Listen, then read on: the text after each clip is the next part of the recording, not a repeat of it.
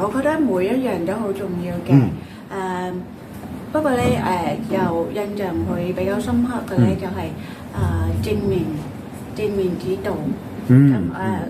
好多嘢會有兩面㗎嘛。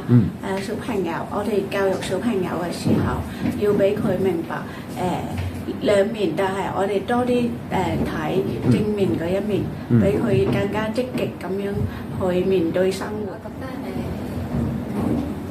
最重要身心健康咧，都係一個非常之重要嘅。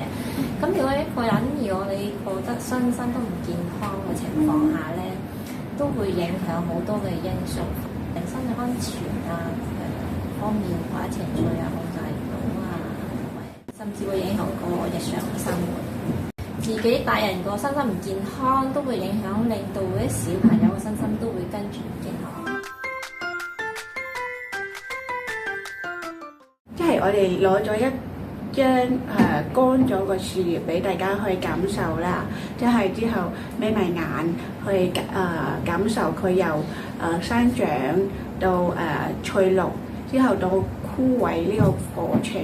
咁令我哋會明白好多時咧有一啲係可控制嘅範圍，同埋有啲不可控嘅範圍。咁我哋唔需要去執着於不可控嘅部分。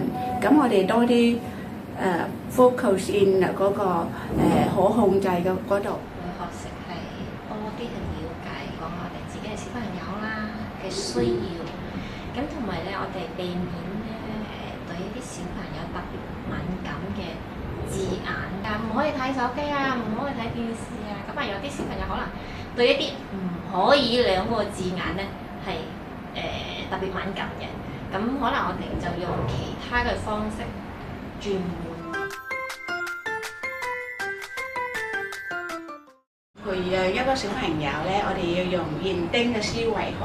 咁我以前會覺得你應該咁樣做，咁依家學咗呢個之後咧，會諗另一種佢更加易接受嘅方式去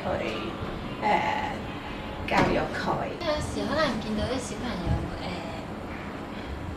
佢做某一樣嘢嘅時候咧，可能有啲